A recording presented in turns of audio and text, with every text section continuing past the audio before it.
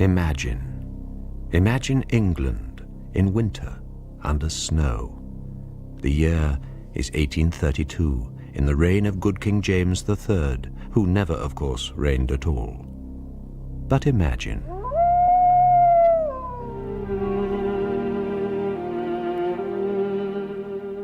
The Channel Tunnel from Dover to Calais has not long been completed, but already a great many wolves, driven by severe winters, have migrated through it from Europe and Russia to the British Isles. Grown savage and reckless from hunger, they've gathered in packs in the North Country.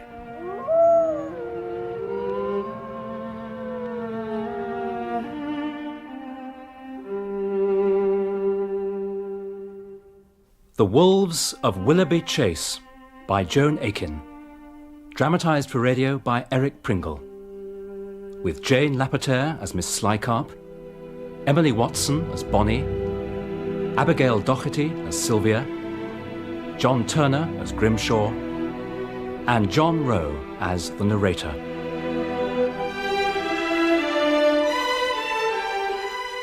This is a period of English history which never happened, but it might have. It could happen still. The tunnel is in place.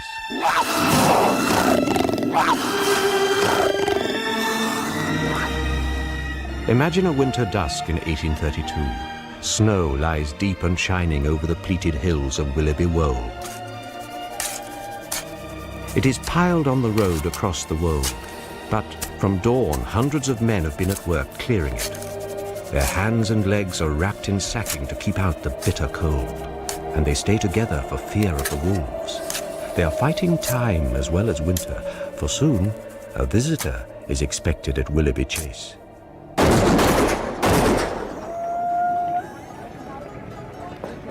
A visitor from far away, from London.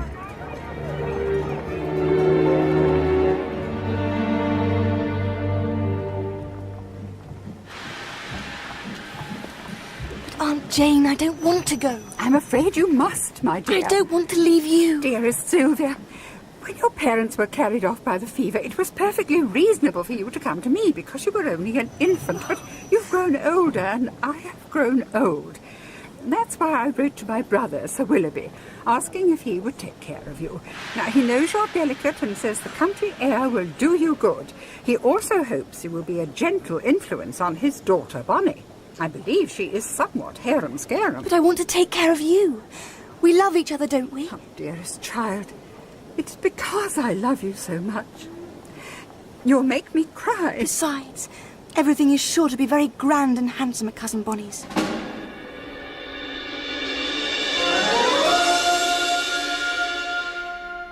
And it is. Imagine Willoughby Chase, that great house standing on an open eminence in the heart of the wold. Snow lies thick upon its roof. And yet it is a warm and welcoming stronghold whose battlements stand up sharp against the sky of this winter dusk. The crenellated balconies, corniced with snow, each hold a golden square of window. The large window, you see, 14 feet high, glowing with light, facing over the park and commanding a view of the long black reach of snow-cleared road, is the window of the nursery. Do you see the shape dancing up and down on the window seat, the very model of impatience? Will she be here soon, Patton? Will she? We shall hear soon enough, I dare say, Miss Bonnie. I do hope so. If you're expecting her already, you'll have a long wait. Miss Sylvia's train doesn't leave until 6 o'clock, and then she's a long, lonely journey, a whole night and day. She won't reach Willoughby Station until 8 tomorrow night. I can't wait that long. Oh, nor can I, Miss Bonnie. You're driving me mad. Let me look at you. I think I'm all right, Auntie. Now remember always that you are a lady. We may not have money, but that's no excuse for slovenliness. Now, I've packed some provisions for the journey, but you must not eat them if there's anybody else in the compartment. Ladies never eat in public. Now, then, I think this one will do. There. Ah, there now.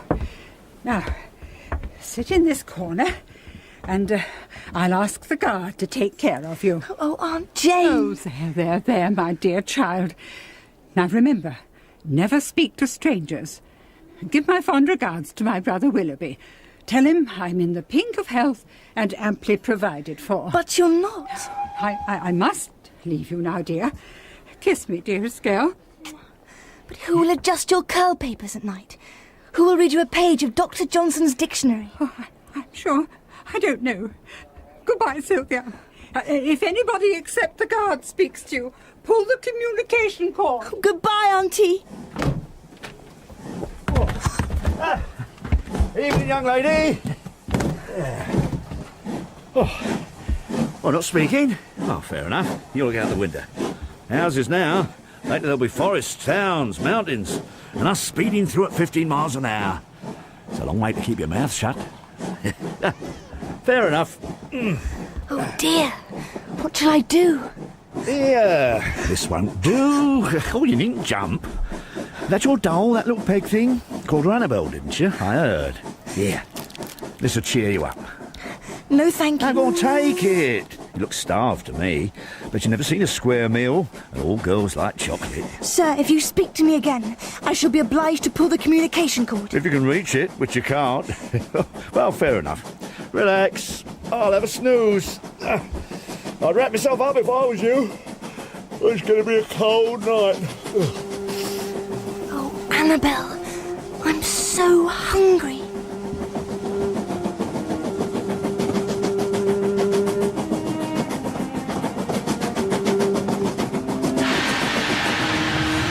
What is it?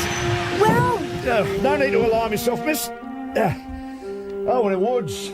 Deep snow. There'll be wolves on the line, most likely. Wolves? Well, there's often trouble with them hereabouts. But don't worry. They don't usually get into the train. Though 2 years ago they climbed into the guard's van and scoffed a pig. Once they got the engine driver. But they don't often eat the passengers.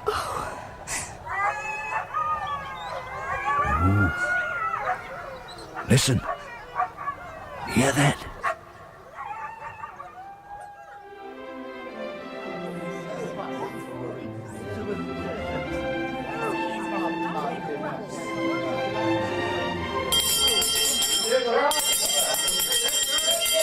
What's going on in my house?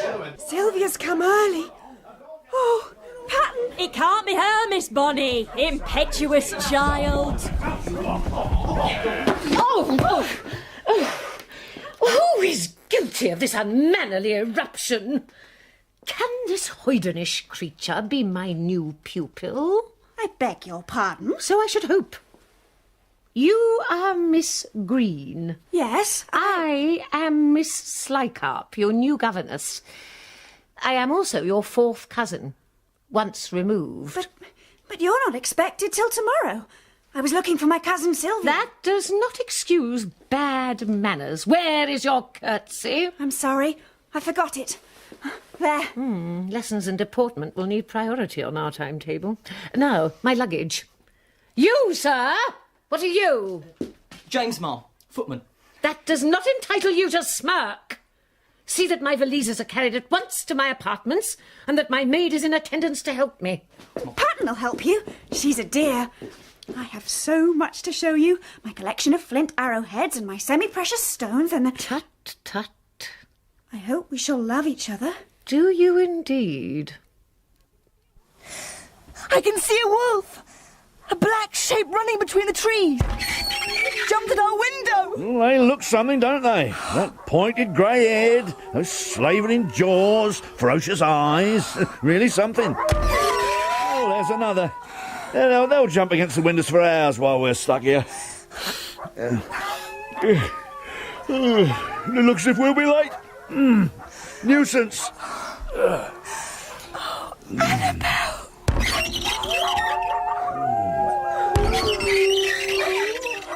I'll leave you and come back in half an hour. You beast! Slycarp, what are you doing? Who gave you permission? I'm unpacking your luggage, ma'am. Those are private papers! Don't! Stop hitting her! Crying rat! Stop it! Oh, Miss Bonnie, what have you done to her? I didn't mean to throw water over you. My temper is a dreadful fault. But you must not strike Patton. She is one of my best friends. Go, miss. Patton, your poor face. Go! Sir! What? God, God! Look out!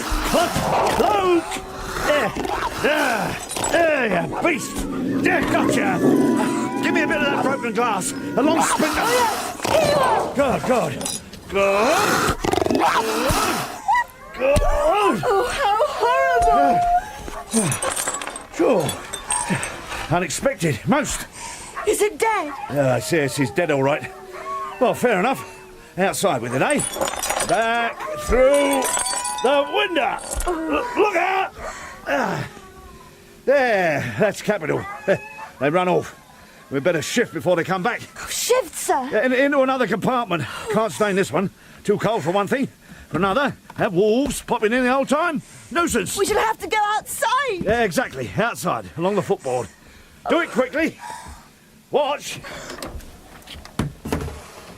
All clear. Now give me your hand. Come along now if you don't want to be made into wolf porridge. Yes, sir. Yeah, that's the ticket. Now, slip along the footboard. Quickly. Quickly. No. Yeah.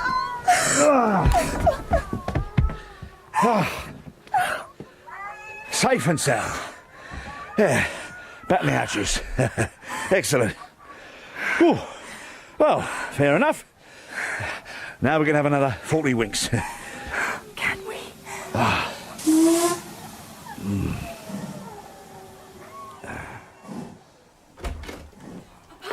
Mama, such a surprise. Here's Miss Slycup come a day earlier than expected. Sir Willoughby, such a pleasure. Pleasure's mine, ma'am. Welcome to my house. My good friend and man of business, Mr. Gripe, will have told you how we're situated, eh? On the eve of a departure. For Lady Green's health, you know. Poor Mama. And with so much to attend to. I understand. I was so relieved when Mr. Gripe discovered we had a cousin living in London who would undertake the care of my estates and my child while we're abroad. Of course I agreed. But your child... My only other relative, my sister Jane, is too frail and elderly for the responsibility. Your child... I hope you and Bonnie will get along famously. So do I. Your child has thrown a jug of water in my face. Did you do that? The minx? Hey, you hussy. Bonnie has so much energy. Girls will be girls, Miss Slycarp, and you must allow something for the excitement caused by your own arrival and the expected one of a cousin. I shall look to you to instil a more ladylike deportment into our wild sprite. You can rely upon it.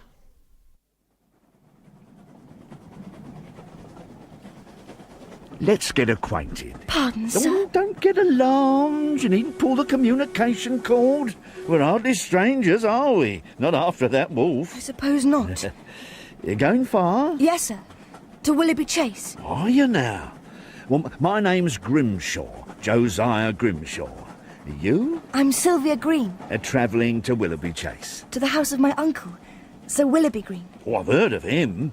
Richest man in 5 counties. Oh, you'll have a fine time. Staying long? Oh, yes. My dear Mamma and Papa are dead. And I am to live there with my cousin Bonnie. And your uncle and aunt will look after you. Well, not for long. My poor Aunt Sophie is very delicate. So my uncle is taking her on a voyage south for her health. My poor cousin Bonnie. How she will miss them. I dare say. We are to have a governess who is related to us. And of course there are many servants to look after us. Well, that's fair enough, isn't it?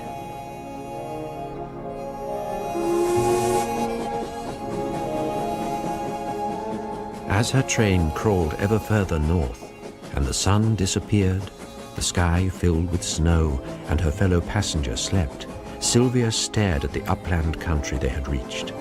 It was waste, wide, and lonely, with not a living thing stirring across its bare expanses.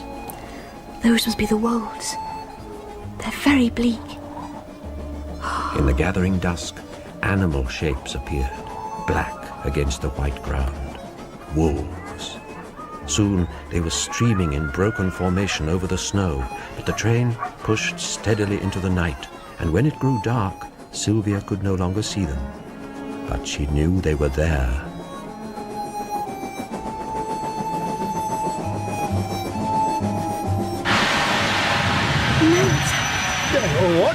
What? What can it be? Get luggage!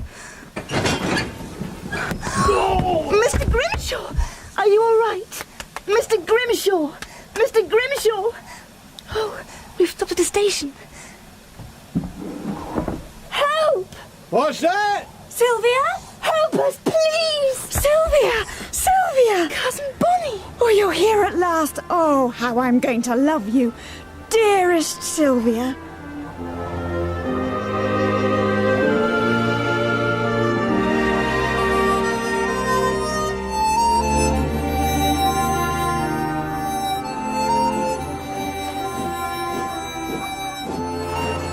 Hurry up, young ladies. Blessed Wolves is coming. I'll put a shot among them to slow them down. We're ready, James. Right. Come on. Come on. Poor Sylvia, you must be frozen. I'm all right. Here's a foot warmer for you, and blankets. Let me wrap you up. Oh, that's lovely. Give me your hand. There. Oh, I can't believe you're really here at last. Is that man a friend? Oh, Mr. Grimshaw. I've never seen him before. Was he getting out here too? I don't think so. He was sleeping, then he jumped up. Well, we had to bring him with us. We couldn't leave him on the train. It's 2 hours to Blastburn, and he'd have frozen to death. Patton and Mrs. Shabunkin will know what to do for him. And for you, dear cousin. What times we're going to have. I don't think we're going to like our governess. But she doesn't matter. Nothing matters now we have each other.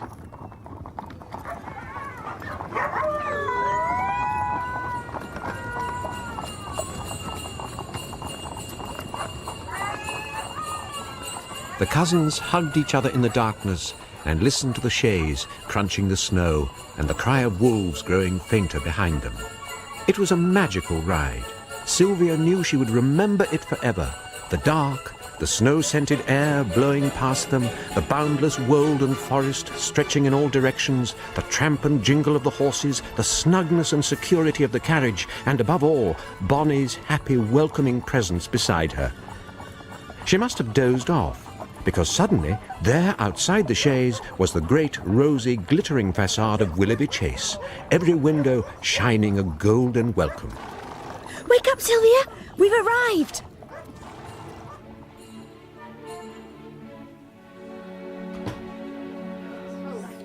Patton, help my cousin. She's half asleep. Poor dear, she's wearied to death.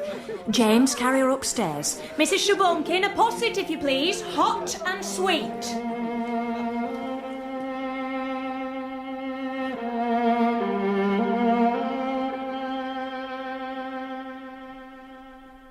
There now, Miss Sylvia.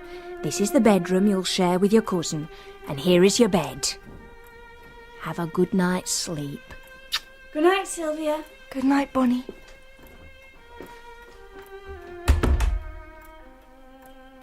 Dearest child, it is because I love you. Poor Aunt Jane. Are you cold under your thin mantle? Are you lonely without me? I must find a way to help you. I must. What is it, Sylvia? Are you homesick? Well, let me come into bed with you. I'm all right. This is your home now. I have so many plans for us. Oh, don't cry.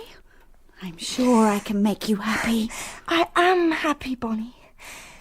It's beautiful here. And safe. Tut, tut. I do know the answer, Miss Slycarp. I'm sure I do. And I am sure you do not.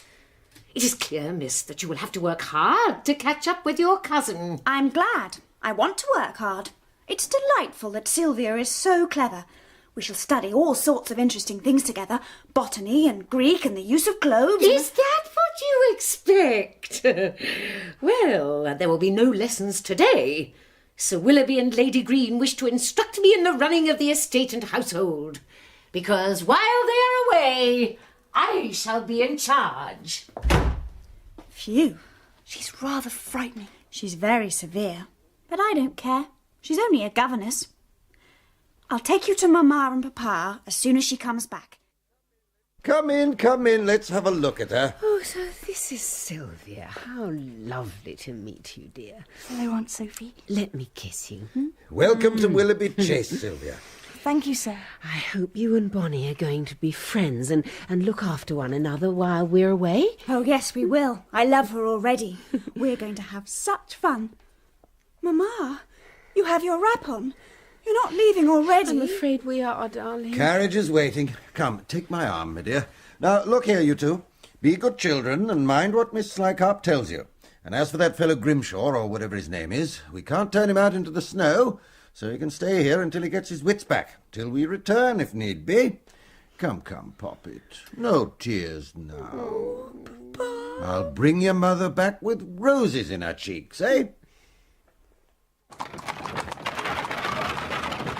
I will not cry. Oh, Bonnie, take my hand. After all, I'm lucky to have Papa and Mamma, even if they have gone away. You have no one at all. Tell you what, I'll show you some of the grounds. We'll go skating on the river. But I don't know how to skate.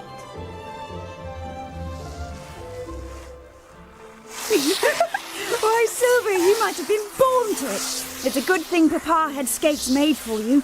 You're 1,000 times better than I was. Perhaps because Aunt Jane took such pains teaching me to dance the gavotte, balancing Dr. Johnson's dictionary on my head. Oh, I've got you. Well, let's hold hands and go down the river to the end of the park. We can go much further skating than walking, and the wolves can't catch us on the ice. Is it frozen all the way down? All the way to the sea, 50 miles. First you come to Blastburn. That's a hideous town, all coal tips and ugly mills. Papa goes there sometimes on business. At the sea is Rivermouth, where Papa and Mamma will board their ship, the Thessaly. I say, Sylvia, isn't that Miss Slycarp over there? Where? That grey figure beside the coppice. It isn't very safe so near the park's boundary. Wolves have been known to get in. We should warn her. I know you're very tired, but can you manage another half mile? The river will curve round soon and bring us near her. I think I can. I'm not very tired. Let's go then.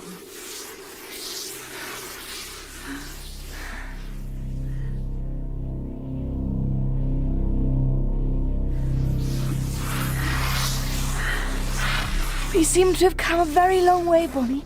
The house is out of sight. One more bend, and we must see her. Well, if we don't, we'll have reached the park boundary, where the river runs into the woods, and the ice is treacherous and full of broken branches. Come on. There she is, walking into the wood. That isn't her. That woman is fat and wearing a red jacket. Miss Slycarp is thin and wearing grey. Well, so who is that? She's seen us. She's running away. Very mysterious. What is this strange woman doing in our woods? Look, Bonnie. There is Miss Slycarp, far away behind us. We're dashing back to the house. Oh, poor Sylvia. I've brought you all this way for nothing. Now we'd better get back, and quickly. It's snowing again, and the light is going. I've done wrong. I should have made you turn back and come on myself. I should not have let you. Can you go faster? I can't. I'm so stupid. Let me sit here on the bank while you go for assistance. No, that is not to be thought of. I have a plan. We must take off our skates. Hurry, Sylvia. Oh, I'm so sorry for having led you into such a scrape. I have a friend who lives in the wood. I only hope he isn't away. Look! Coming on the hill behind us. Get into the trees. Stop here. Now, I have to signal.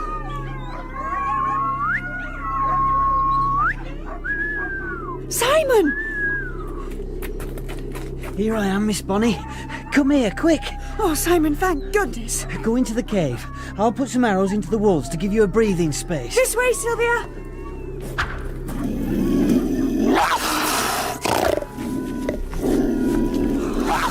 Who is he? In those skins and with his bow and arrow, he's just like a cave boy. That's exactly what he is. Look.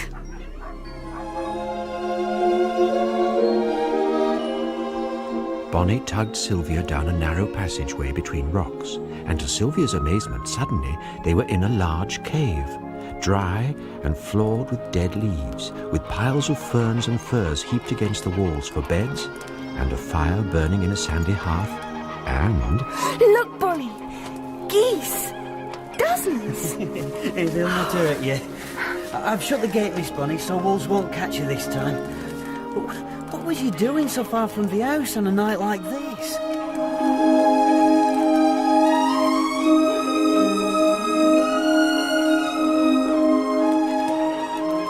Thank you for the chestnut flower cake, Simon. They were lovely.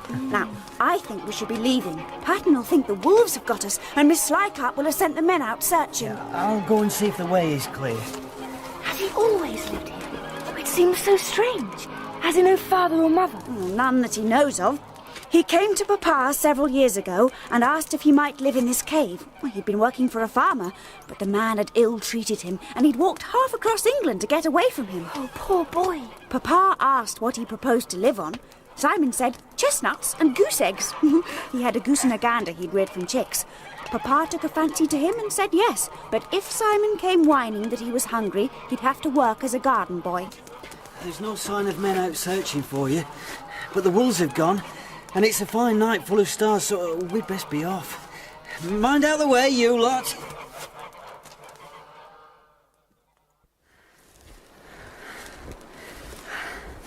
We're almost there. Oh, look how the lights of the house glow in the dark. But why aren't there men with lanterns? Once when I was just a little late picking wild strawberries, Papa had every man on the estate out with pitchforks and muskets. But the father's from home now. Well, let's creep in by the side door so Miss Slycart doesn't see us. Patton may not have told her we were out. I think she's a little frightened of her. What a curious thing. What, Miss Bonnie? Look, there's the library where Papa keeps all his books and papers. And there is Miss Slycart. She's looking through documents. There are papers everywhere. And there's a man at the other end reading some more. It's Mr. Grimshaw. It can't be. He's ill. Miss Slycart is coming this way. Get down! Oh, she's closed the curtains. We might as well go in. Sylvia, what can she be doing? Get into the bath, both of you. How could you? Is my poor heart been nearly broken off with fright at thinking you was eaten by the wolves? And Miss Slycart saying no such thing, you come home soon, and me saying, begging your pardon, miss, but you don't know this park and these wolves as I do, and begging her to tell the men and sound the alarm, but no, my lady knows what's best to be done, and it's my belief nothing ever would have been done till we found some boots and buttons of you in the snow and the rest all let up by wolves. If you hadn't come home yourselves, you good, wicked, precious, naughty lambs. We're sorry. Dear Patton. Well, after this, it's into bed with you.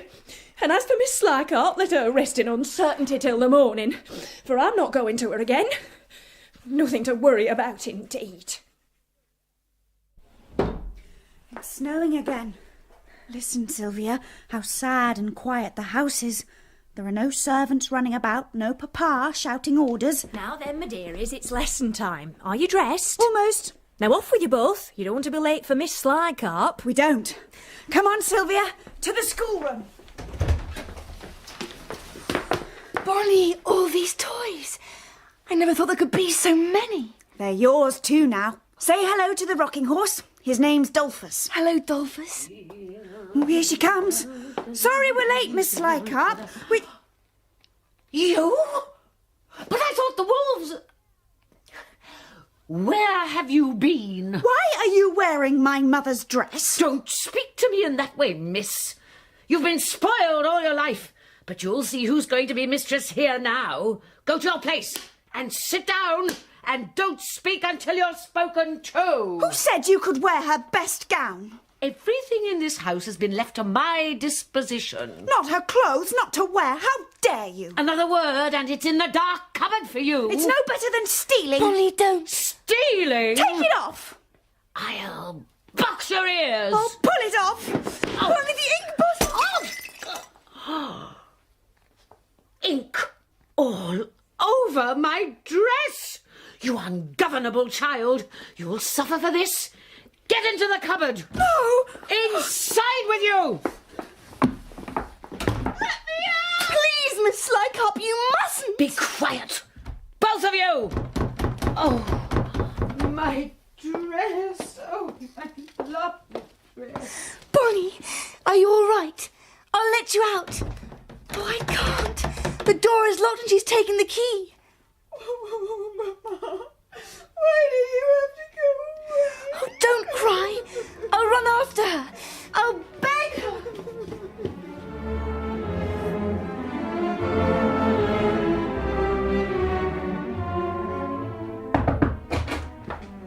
Nobody was in the governess's bedroom. There was only an ink-stained dress lying on the floor. So Sylvia searched through the huge house, running through galleries and passages into golden drawing rooms, satin-hung boudoirs, billiard rooms, ballrooms, croquet rooms, until at last she found her in the great hall, surrounded by servants. Miss Slycarp, wearing another of Lady Green's gowns, which did not fit her very exactly, was giving out wages, watched by a man who looked very familiar. It's Mr. Grimshaw. Can he be recovered? Or was he never really ill? Why do the men look so angry? And why are the maids crying? Now, away with you all. Let but a glimpse of your faces be seen within 10 miles of this house, and I shall send for the constables. Show them the blunderbuss, Josiah. There, see? Off you go or I'll pep you with shot. Fair enough? They're going, Mum. Idle good-for-nothings. Eating their heads off. Quite right, Mum. Disgraceful. Pattern. Oh, Miss Sylvia, that wicked Jezebel is paying us all off and sending us away. But she needn't think I'm going to leave my darling Miss Bonnie. Do you and she come along to the little blue powder room this afternoon at 5 and we'll talk over what's best to be done. But Miss Slycarp has locked Bonnie in the schoolroom cupboard. She never has. Let her out quick, Miss Sylvia. She can't endure to be shut up. I can't. Miss Slycarp has the key. There's another in the mother-of-pearl cabinet in the ante-room where the javelins hang. I'll get it. Hurry! Bonnie! Sylvia, thank you. Miss Slycarp's really wicked. She's dismissing all the servants. What? I'll soon stop that. Too late. Look out of the window. They're leaving already. Don't they look sad, all hunched in the snow? Has Patton gone? No, she's hiding in the house. Oh, thank goodness. Here's Miss Slycarp. She mustn't find you out of the cupboard. We'll hide behind the curtain.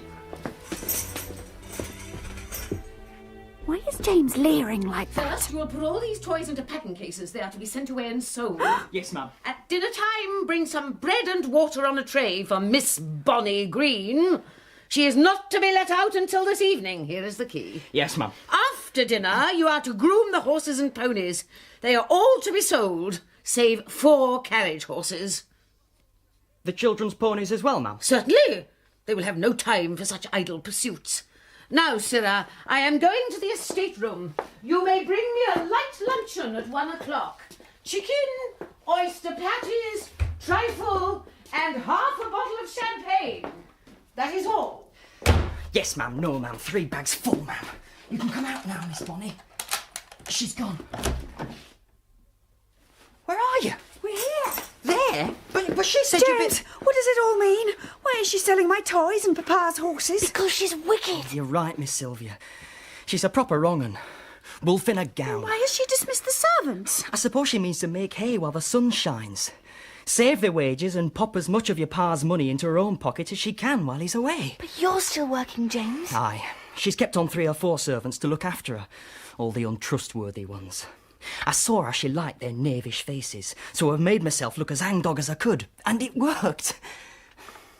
I couldn't bear to think of you being left alone in the house, with that harpy and such a pack of thieves. Thank you, James. I shall tell Papa how good you are. I shall write to him today about this. No use, miss.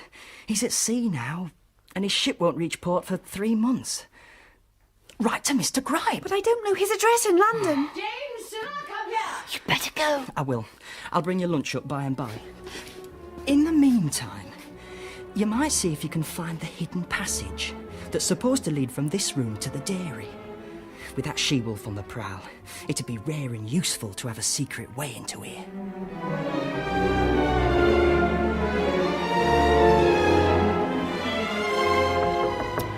Oh, 2 hours. We've tried every inch of wall. We haven't tried the fireplace. No, we haven't. What about those carved deer heads at the sides? Press the antlers. Bonnie, look! You found it! Sylvia, you are the cleverest creature in the world. I don't know what I'd have done if you hadn't been here. I couldn't have borne it. Let's go in. It's very dark. We should take candles. Better shut the panel behind us. If Miss Slycarp should come in and see it open, then we should... But what if we can't open it from the inside? I'll leave it just a crack. Oh, how vexatious. Now we could be shut up for life. The passage must come out somewhere. Let's look. How narrow it is. And thick with dust. Careful, there are steep steps down here. Hey, there are tiny spy holes into the rooms. We're right behind the armoury. I can see gun barrels. I say, we could discover secrets. Listen to people's conversations. Would that be honourable? It would if it were Miss Slycarp. Put some more coal on the fire. I can hear her. There's another spy hole. Where are we now? Behind the library. There she is, with Mr. Grimshaw. They're still reading Papa's papers. Shh, they're coming this way. Poke up the fire, Josiah. This must be burnt at once. How kind of Sir Willoughby to leave his will at home. It has saved us a great deal of trouble. Fire is on the other side of this wall. Is the will as you thought? Does he leave everything to the child? Almost everything. There's a legacy of £20,000 a year to his niece, some bequests to the servants, and a few hundred to me for my services. Bah! And there's mention of a sister, Jane. Is she likely to be troublesome? Oh, not a fear of it. She's old, quite unworldly, won't last long. She'll never interfere with our management of the estate. Poor Aunt Jane. Excellent. I'll burn this now. There. Now you must forge another will, leaving everything to me. You've practised the signature? Copied it from every document in this room. I could do it with my left hand. Do it then, and I'll go on destroying documents. The more confusion his affairs are found to be in when it happens, the better for us. Well, you're certain that the event will take place. Supposing it doesn't. Suppose he comes back. My dear Josiah, the master was very certain. He said the vessel could not possibly last another voyage. But even if it does, Sir Willoughby cannot be back inside a year. We'll have ample warning of his return and can be clear away to the colonies before he arrives. We'll never be caught. What about the children? Soon they will go to Gertrude. She'll knock the nonsense out of them. Let's go, Sylvia. Bonnie, who is Gertrude? What did they mean about the event? And why was Miss Slycarp burning your father's will? I don't know, but she means nothing but wickedness. Oh, we've come to a dead end. Where do you suppose we are? Oh, we're outside the dairy.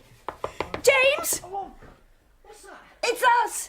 We're in the passage! Let us out! Oh, Lord, she gave me a fright. Thought it was the hobgoblin. Just a minute. We're here!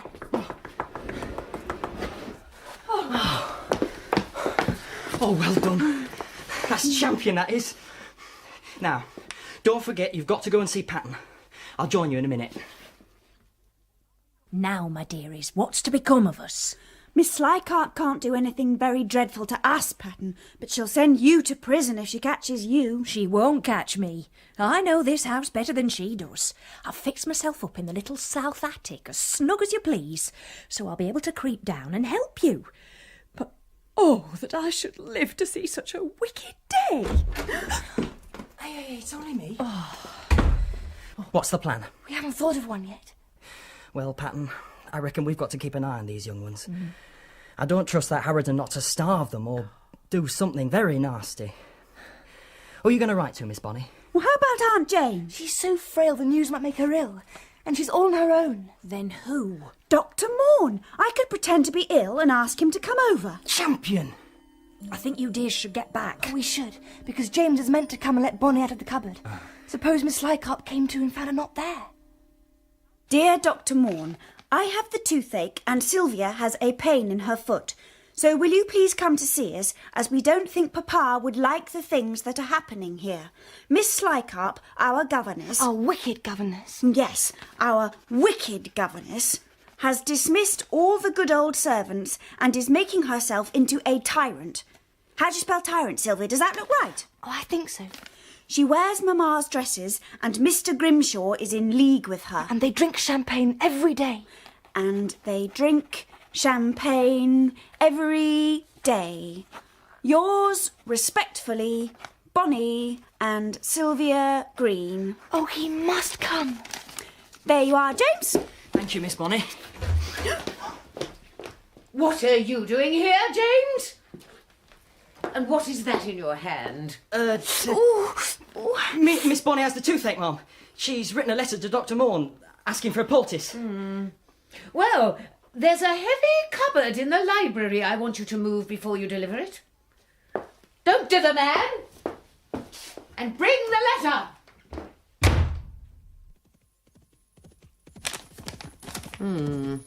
Easy as kicking a donkey's backside, begging your pardon, Mum. While you had him busy, I copied the address onto another envelope, stuck a blank sheet of paper inside, and that's what he's riding off with. Much good may it do him. Read this, Josiah. Wicked, indeed. Tyrant, indeed. This has to be dealt with. I must dispose of those children without delay. Artful little minxes. You're right. They can't stay here. When can we move them? Tonight?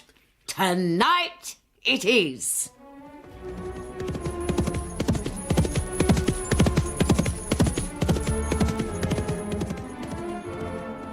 Doctor was away to Blastburn Pattern, so I give the letter to his housekeeper with a message begging him to come as soon as possible. Wolves chased me all the way home, and as soon as I got back, the fiend wanted the carriage ready. What can she want the carriage for at this hour? It's pitch dark. It'll be something bad, that's for sure.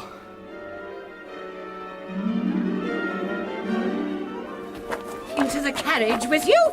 Hurry up. Where are we going? You're going to school. School? The school of a friend of mine in Blastburn. But Mamma and Papa would never agree. Whether they would or would not is no longer of any importance, miss. Oh, why do you say that? Because I have heard this afternoon that their ship has been sunk off the coast of Spain. Oh, it can't have been. No, you are an orphan like your cousin. And from now on, I shall have sole say in your affairs. I am your guardian. It isn't true. Dearest Bonnie. Get inside the carriage. Papa! Mamma! Josiah, push them in. In you go. I'll sit between them. Yeah, that'll stop them talking. Now, you miss. Let go of me! Hysterical child. Who's this? Well, it's the doctor, Mum. Young ladies, one word from either of you and you'll have me to reckon with. You're going to a place where the greens of Willoughby Chase are not of the slightest consequence.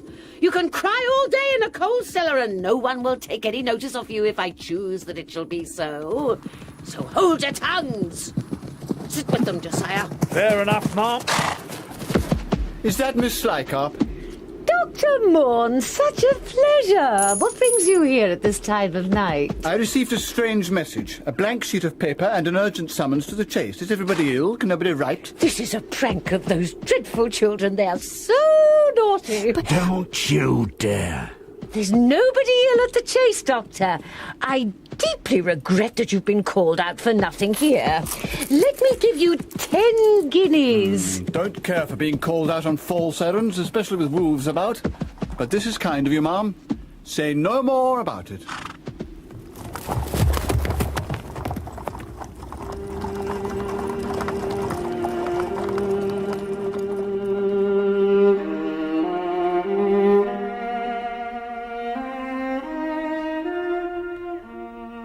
The children were cast down by the failure of their plan. So, with Miss Slycarp's bony bulk between them, and Bonnie numb with grief at the news about her parents, the long journey to Blastburn passed in frozen silence. The wolves kept away, and it seemed that even they were afraid of the terrifying governess. Then, at last, the carriage reached the smoky lights and fearsome fiery glare of Blastburn. Huge slag heaps stood like pyramids against the red sky, and the carriage clattered through the crowded streets of a black and cobbled town whose people seemed to work all night. When they had reached the farthest outskirts, they drew up in a dark street. Miss Slycarp pushed Bonnie and Sylvia towards a high, dark house.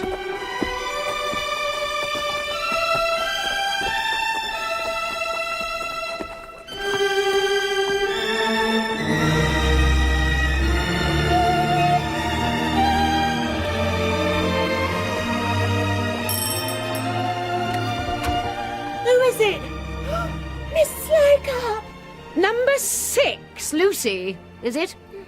Where is Mrs. Brisket? Inside, please, miss. Get in, you two.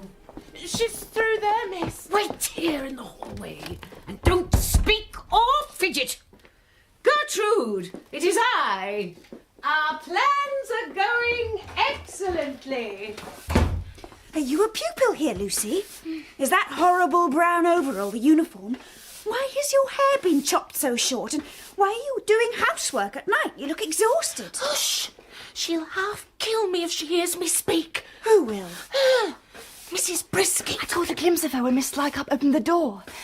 Bonnie, she's the one we saw hurrying into the wood when we were trying to save Miss Slycup from the wolves. Well, don't you wish we hadn't bothered? If you're right, they must have been meeting. Who's this? Who? The big girl coming downstairs, staring at us. It's Diana, Mrs. Brisket's daughter. Don't upset her. You! Let me have your cap. No. Give it. Give it back. Too small. What a nuisance, you're not bigger. Is my mother in there, number 6? Yes, Miss Diana. Talking to Miss Slycup. That's old Harridan. Ma, I'm going out. There's an all-night fair and skating on the river. Give me 5 guineas. You're right. It's the fat woman in the red jacket.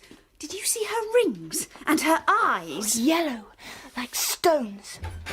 And if either of the new girls is good at sewing, make her mend my satin petticoat. You two, in there! These are the children, Gertrude. That one, name Sylvia Green up to now, is tractable, but lazy and whining and disposed to malinger. This one, name Bonnie Green up to now, is insolent and ungovernable. She will need constant keeping down. She's not. Speak before you're spoken to in this house, and you'll get a touch of the strap and lose your supper. Let's have no more of it. As you can see, both have been grossly spoilt and overindulged. Well, they'll soon have that nonsense knocked out. I'm leaving them in good hands. Now, I must go. I'm busy at present, as you know. But when we next meet, I hope you will be coming to visit me. You have helped me in the past, Gertrude, and soon I shall be in a position to help you. Stay with your new pupils. I can see myself out. Pay attention. We have no names here, so you, who were Sylvia Green, will be number 98.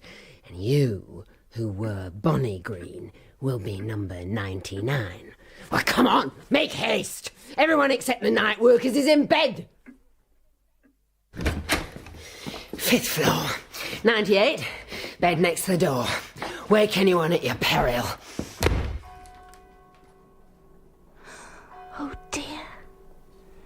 In a large bare room crammed with cots on which children lay sleeping, Sylvia undressed in the dark and fumbled her way into a narrow, hard, freezing bed.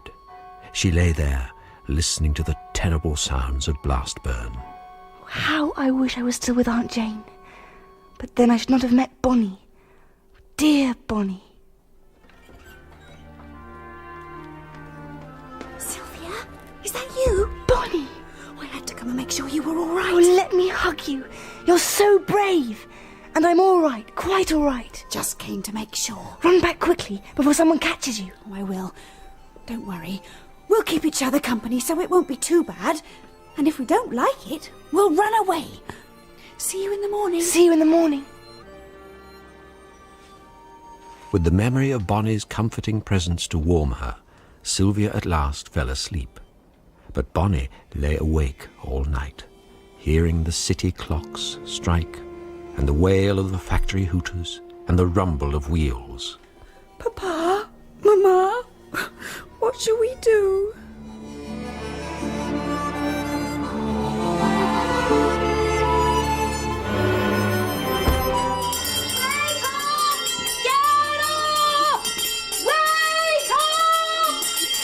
Get up, 98. What's happening? You have to get washed and dressed. Put on the brown overall with your number. Where do we wash? There's a tin bucket.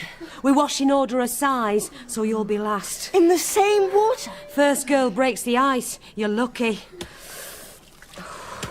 Now hush. We mustn't speak. Wait, you! New girl.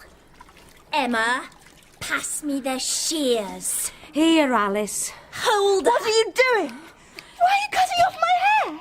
Stop it! It's the rule. Mrs. Brisket doesn't allow long hair. We're all the same.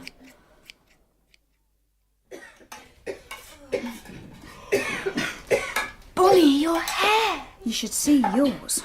Ugh. Look what they're serving for breakfast. A spoonful of gruel and bread and dripping. And see that girl Lucy and the others serving it. They look as if they've been up all night. Attention! For what we're about to receive, may the Lord make us truly thankful. Amen. Amen. New girls, stand up.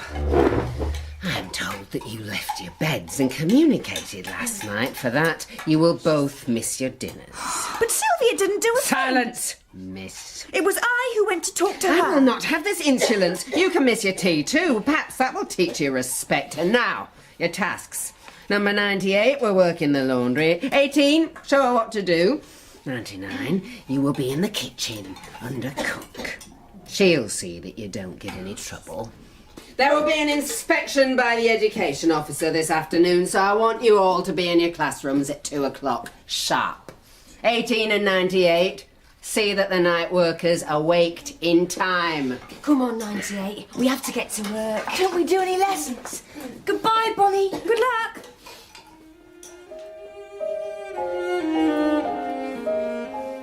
Sylvia and Bonnie slaved in the laundry and kitchen until 5 minutes to 2, when, with the other children, they ran to the classrooms to put on a show for Mr. Friendship, the school inspector. Then they worked until tea, which Bonnie missed, and in the evening were set to mending in the biggest classroom. Here, Bonnie. I've saved you half my bread. It's all we had for tea. You must be starving.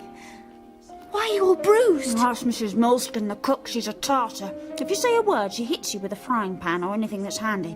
And the kitchen's filthy. I'd sooner work in a pigsty. Oh, Bonnie. We can't stay here. No, we can't. But how can we get away? And where would we go? I'll try to think of something. And you think too, for all you're worth.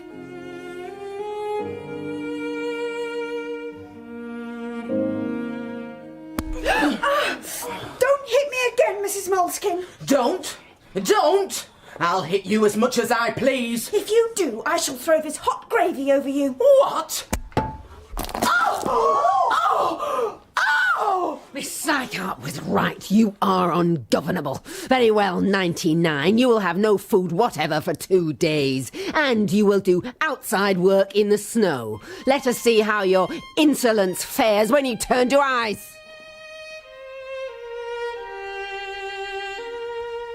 At the orphan school, outside work, where people might see you through the railings, was considered the worst degradation.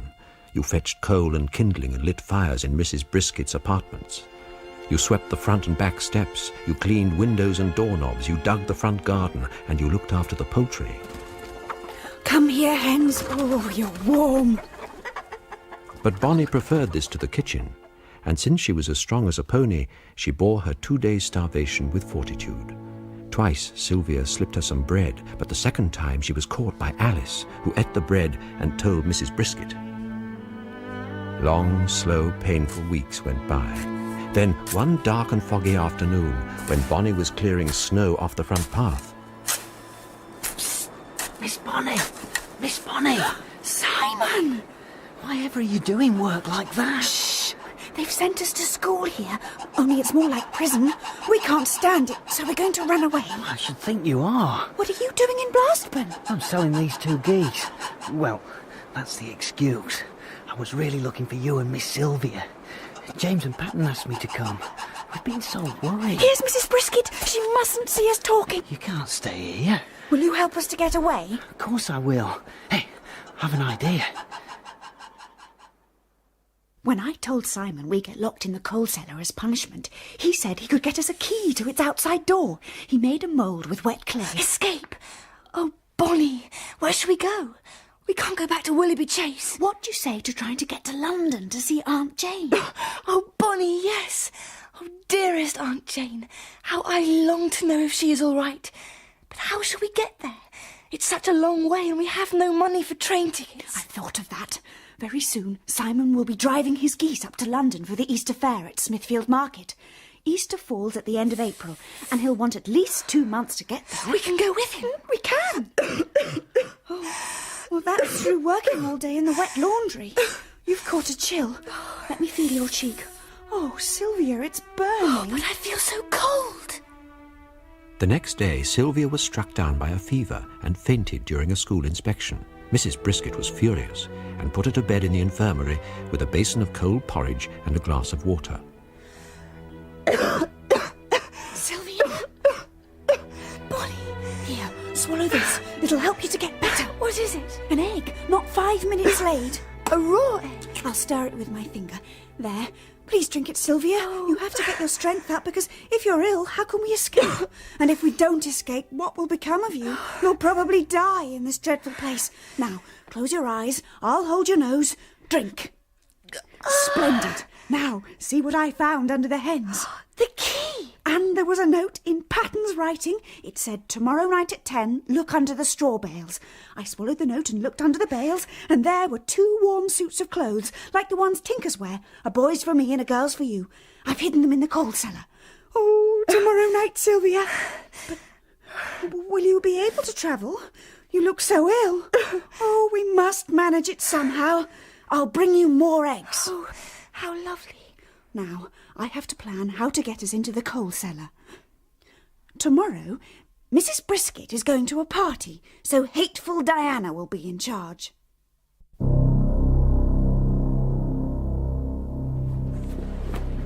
"27, iron my best petticoat. 14, polish my brown sequined shoes. 53, you are to curl my hair and be quick about it. If Mother thinks I'm staying in, she's another thing coming. I'm going to the bazaar. You, 99, where do you think you're going with that secretive look? Come here. I don't want to. Come here. Take your hands out your pockets. What have you got in there? Let me see. Take your hand out. You'll be sorry.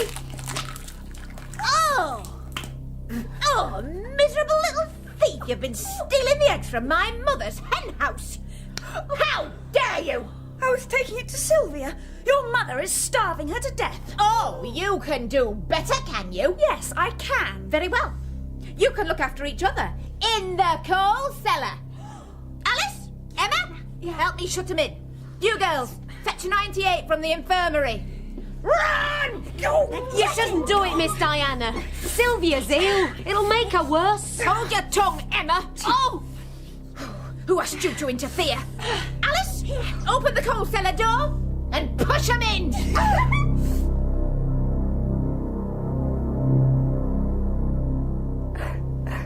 Oh, here, Sylvia. Let me help you with the coat. I feel so weak and helpless and stupid. No, you aren't. You're ill. But I'm sure you'll feel better when we get out of here. There. We're ready. Ooh, how funny I must look in boys' clothes. Now to try the key. Oh, it doesn't work. Yes, it does. Oh, it's snowing. That's good. We shan't leave any footprints. Are you ready? I'm ready. Well, out we go then. Let me help you.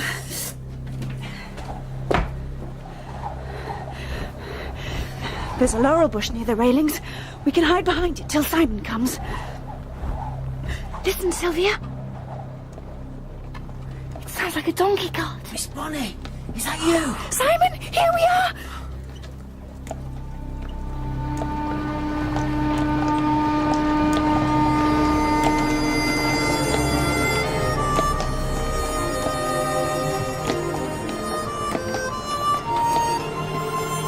Sylvia's gone to sleep. That's the best thing.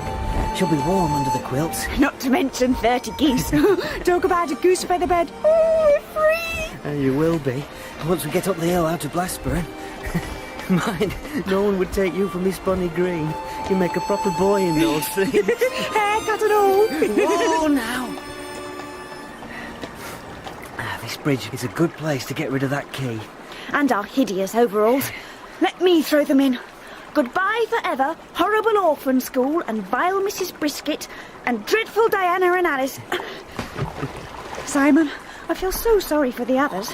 When I can, I'm going to get them out. Right. Well, now, You'd best get in the cart and sleep.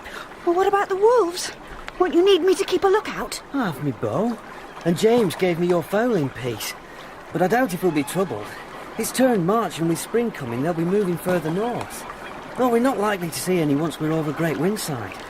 I reckon the ones we have to worry about are Miss Slycarp and Mr. Grimshaw and Mrs. Brisket. And don't you worry about Sylvia.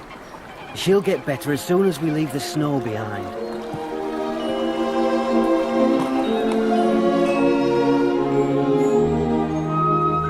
And so the great journey to London began.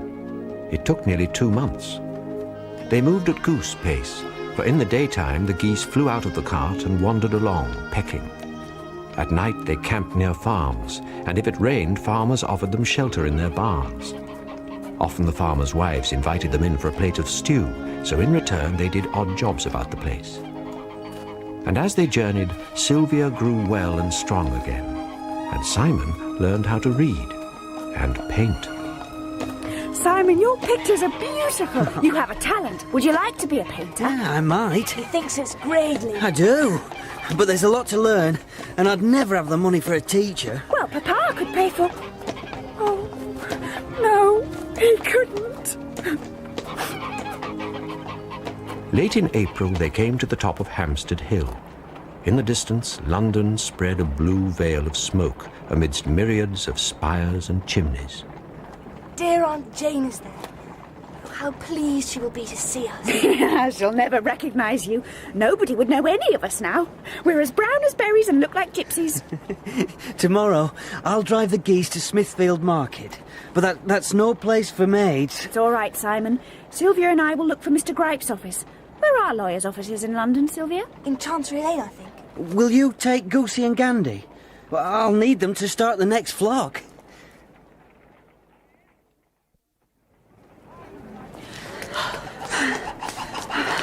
Barristers, commissioners for oaths, attorneys. We're in the right place. But there's no sign of Mr. Gripe. There's Mr. Grimshaw across the street. What's he doing here? We must follow him and find out. Don't let him see you. Goosey, Gandy, come on. He's stopping at one of the houses. He's ringing the bell. Perhaps he lives there. He heard Goosey. He's looking straight at us. It's all right. He's going in. Oh, but Bonnie, do you think he recognised us? Oh, I'm not sure. He could have. We'd better get away. But first, let's read the door plate on that house. Abednego Gripe, attorney, father's man of business. I don't like it. Why is Mr. Grimshaw here? It's queer, isn't it? Well, perhaps we'd better see Aunt Jane first and ask her advice. Let's find Simon.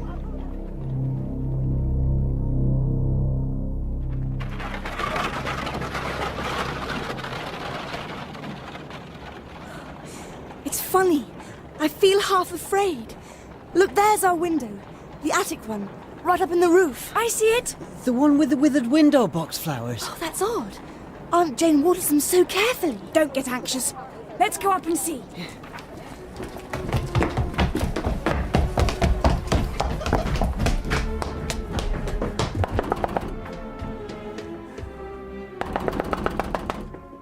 How strange. Perhaps she's out shopping. But she always takes tea at 5 o'clock. Could she have moved away?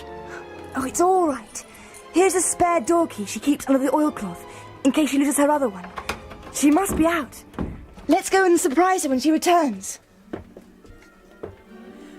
Simon, something's wrong. The dishes are unwashed. There's thick dust everywhere. Oh, no! What is it, Sylvia? Here she is in the divan. Look, she must be dreadfully ill or in a faint. Oh, she's hardly breathing, and so thin and pale. Aunt Jane! Dear Aunt Jane!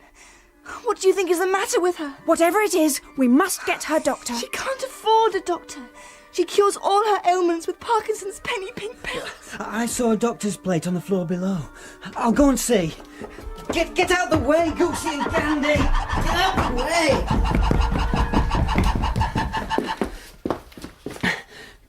Gabriel Field, physician. Come in, it's not long. What do you want? Please, are you Dr. Fields, sir? I am. The old lady upstairs is very ill. Could you come and look at her? Oh, certainly. What are you staring at? You're a painter. Oh, I like to think I'm an artist. Well, artist second, doctor first. That's my latest picture you're gawping at. Like it? Yeah, very much. Only I think the bottom right-hand corner is too dark. You're right, by Jove. Expert, are you? Well, come along.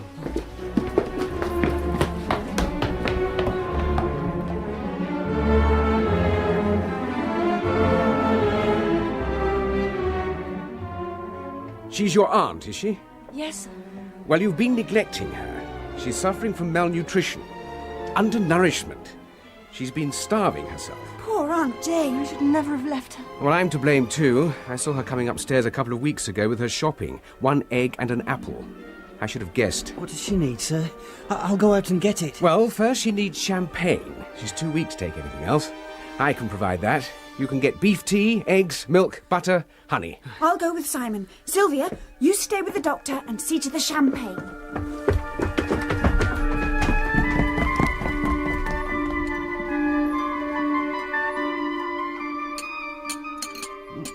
Well now, things are progressing. Simon has lit a fire in Aunt Jane's room. Sylvia has set the room to rights, and Bonnie has made beef tea for the patient and cooked bacon and eggs for us. And I have to report that the champagne has already wrought an improvement in the patient's breathing and brought a tinge of colour to her cheeks. Good work, I say. Now, where are your parents? I want to know. Well... Well?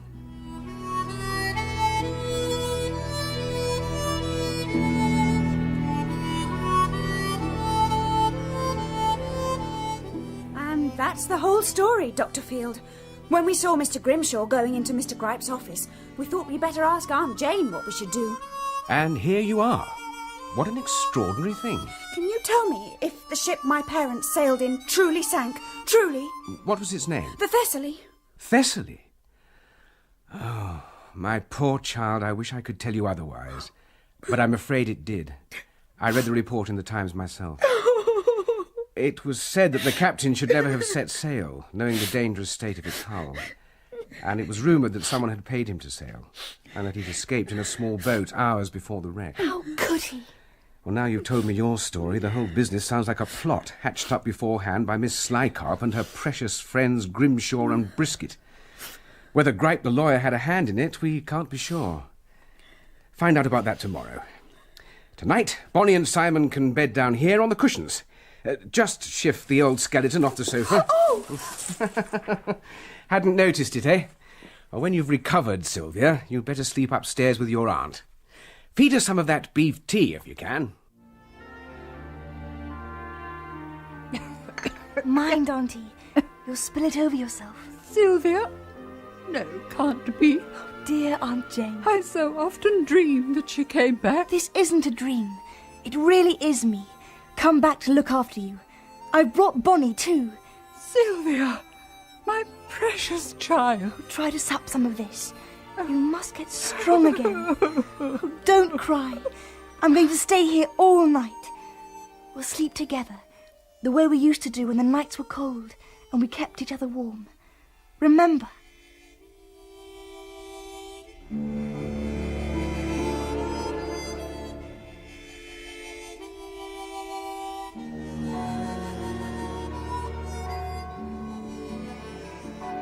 At 3 a.m, Sylvia was disturbed from her sleep by pandemonium outside. Geese honking. And then...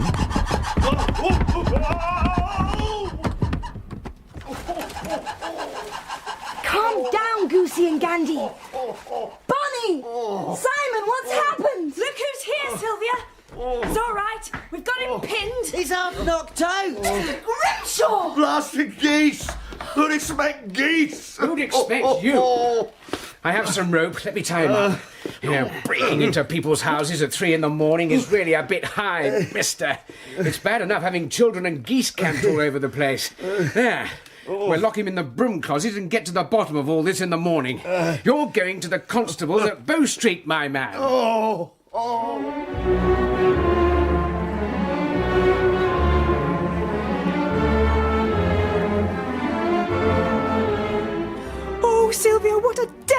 been. I wish you'd been there. I had to stay with Aunt Jane, Bonnie, but she's much better now and so happy to see you.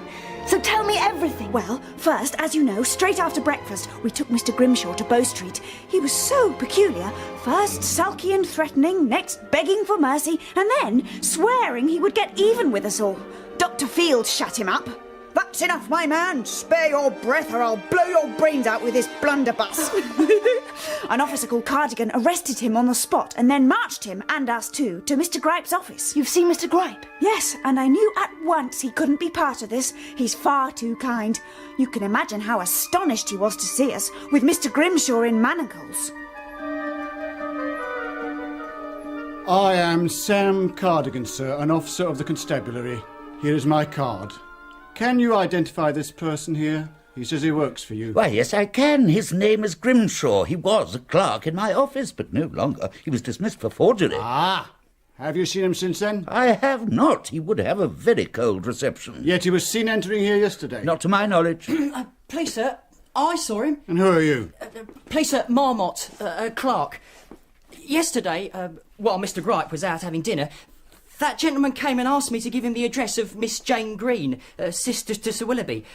He said he wished to take her some dividends. Dividends? Wanted to murder her, more probably. I merely wish to ascertain from her if the children, who are the runaway wards of a friend of mine, had taken shelter with her. Fair enough? At 3 o'clock in the morning? More likely you wanted to terrify her into signing some document giving you power over the children. Dr. Field. And what about this Letitia Slycarp? Dr. Field. Were you responsible for sending that fiend to feather her nest at Willoughby Chase? Fiend? She came to me with the highest references from the Duchess of Kensington. I have them still. Well, let me see them. Dr. Field, may I remind you that I am the officer here? Let me see that, Mr. Gripe.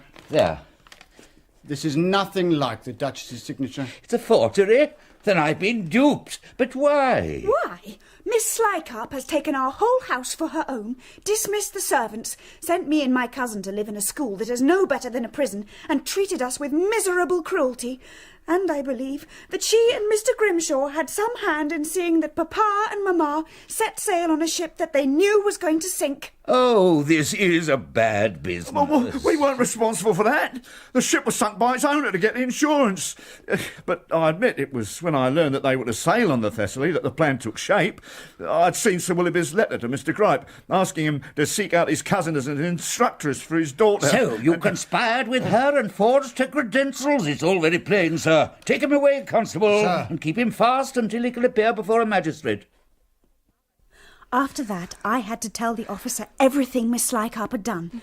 The clerk wrote it down, and Mr. Gripe grew more and more shocked, especially when I said that from the secret passage we'd seen them tearing up Papa's will. Yes. The end of it all is that Mr. Grimshaw is committed to prison until the assizes to stand trial for fraud, and the officer is going to Willoughby tomorrow with Mr. Gripe to seize Miss Slycarp. What a shock she'll have. I wish I could be there to see it. Oh, we are both to be there. They want us and Simon to act as witnesses. Dr. Field will engage a nurse to look after Aunt Jane, and as soon as she's well enough to travel, I've asked Mr. Gripe to arrange for her to come and live at Willoughby and be our guardian. Oh, Bonnie! Oh, Sylvia!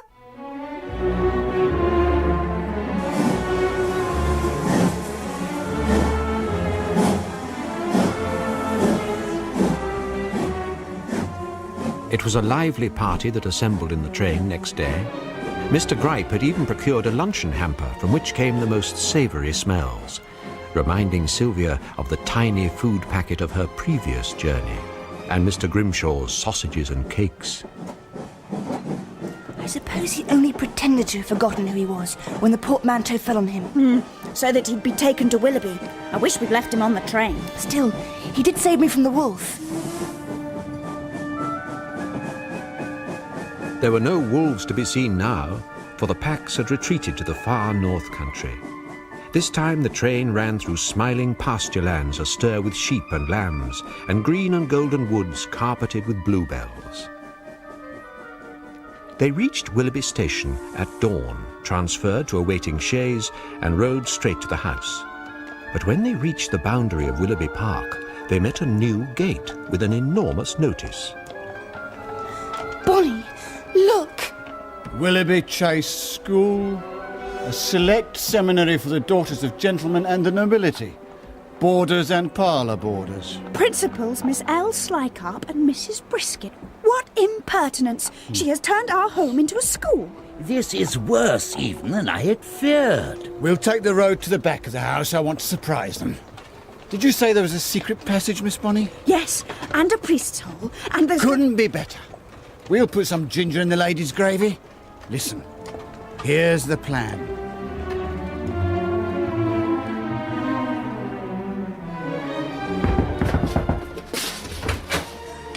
Wow, that's wonderful, Miss Bonny and Miss Sylvia. James! Oh, dear James. Are you all right? Is Patton all right?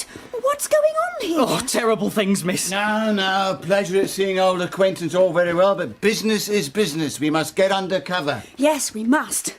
James, you are to tell Miss Slycarp that Sylvia and I have come back and that we are very sad and sorry for having run away. But don't say anything about these gentlemen. Ah, so that's the way of it. The she-wolf's teaching up in the schoolroom with Mrs. Brisket. I'll go straight up. Is the entrance to the passage still open? Of course it is. Here, look. Amazing. Let's go, Mr. Gripe. You too, Simon. Come on, boy. The more witnesses, the better. Be careful, girls. I'll be off. Tell her we're starving. Oh, you don't look it. Begging your pardons, miss. I suppose we don't. Bonnie, do you think we look too well for runaways? Oh, I do. But if we rub dust on our faces... And rumple our hair... Oh, let's do it. Oh, tell you what, though. I feel sick. So do I. Isn't it dreadful? Young ladies, you're to come up to the schoolroom. At once. Oh, Lord. Come in. In you go. Hey, watch out for a wooden blackboard pointer. She's a dab hand at carving you up with it. Good luck.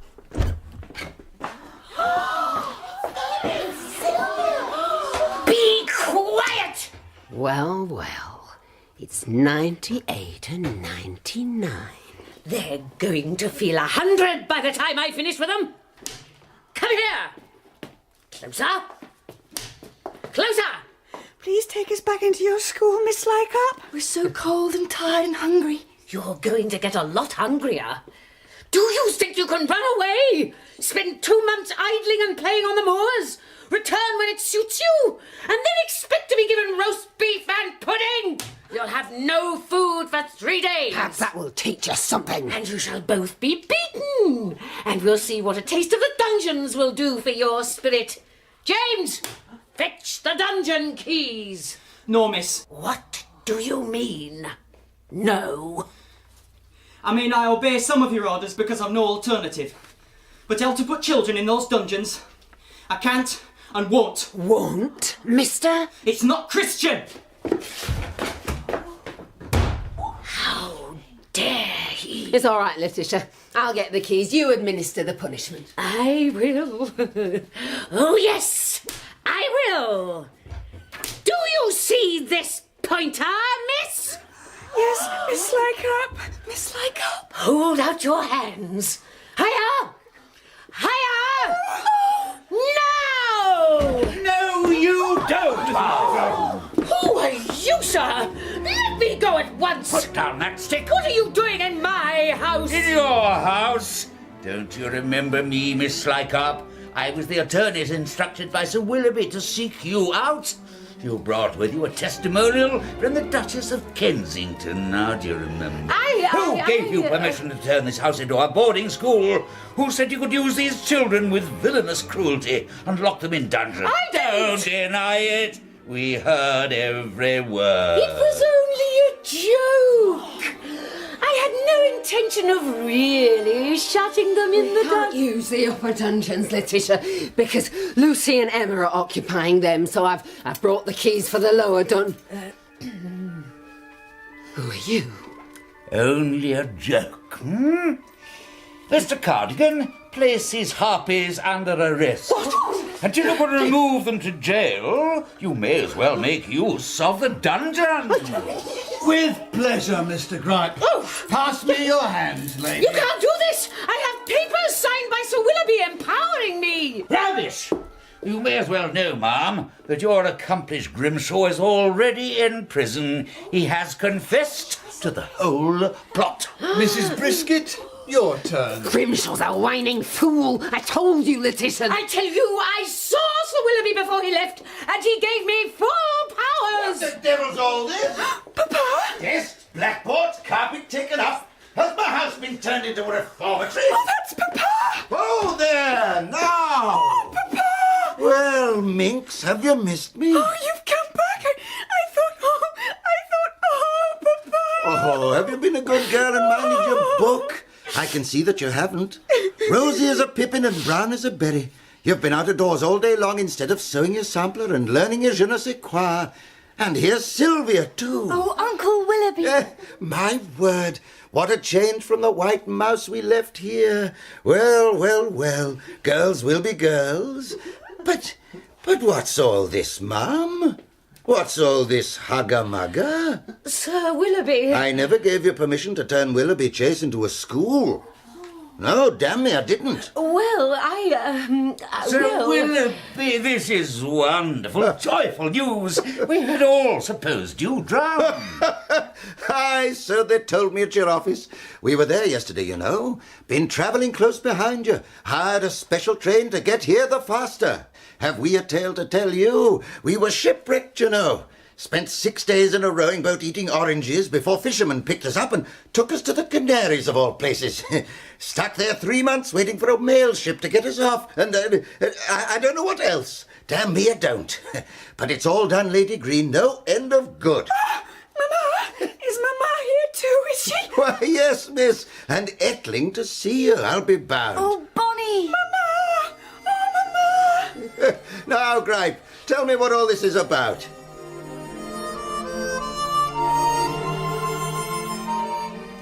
Well, damn me. For sheer, cool, calm, impertinent effrontery. Is it true, Sylvia? Yes, sir. It is all true. Then hanging's too good for you, ma'am. Have her taken to the dungeons, Gripe. And that other villain. Oh, Uncle, our friends Emma and Lucy are locked in there. Children in dungeons? Well, this passes everything. Get them out, James, get them out. Yes, sir!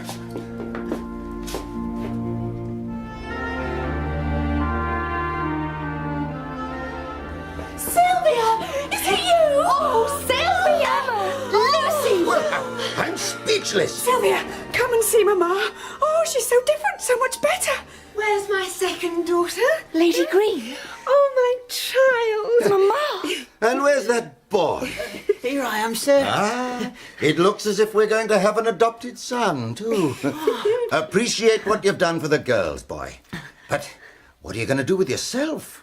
Can't just run wild. Oh, no, sir. I'm going to be a painter. Are you? Splendid, lad, splendid.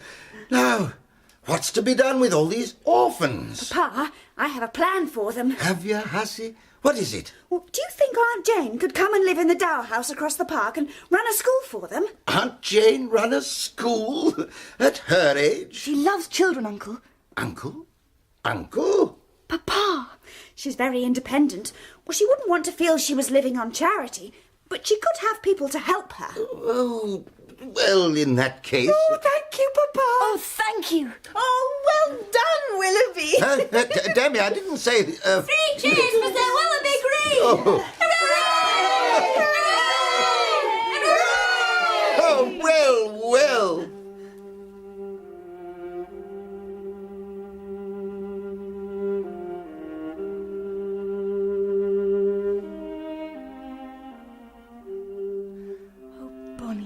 Sylvia. Here, you two. Let me tuck you in.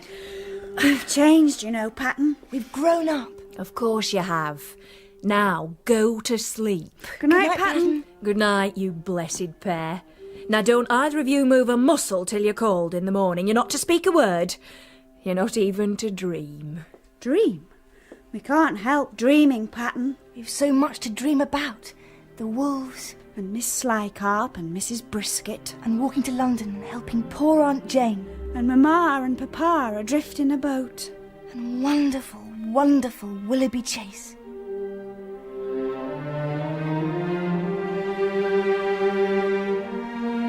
The happy maid smiled and closed the door very, very quietly. Soon, light after light was extinguished in the windows, until at last the great house stood dark and silent. And though it had witnessed many strange scenes, wolf hunts and wine drinking and weddings and wars, it is doubtful whether during its whole history any of its people had had such adventures as those of Sylvia and Bonnie Green.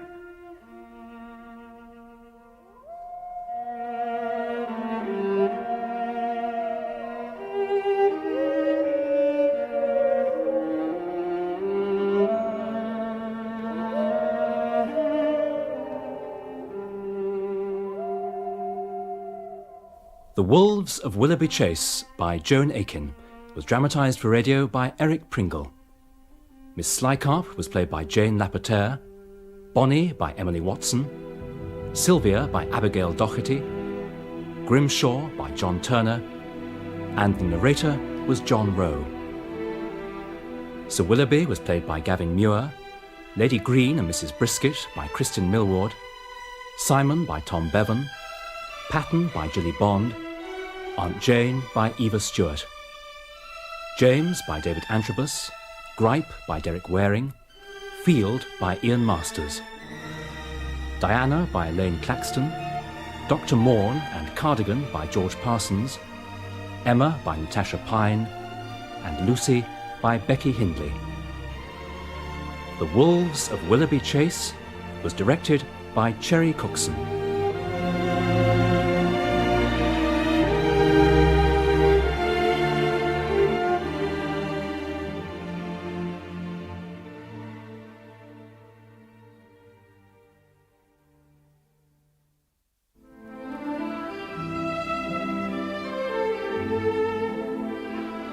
Desert Island Discs Revisited on BBC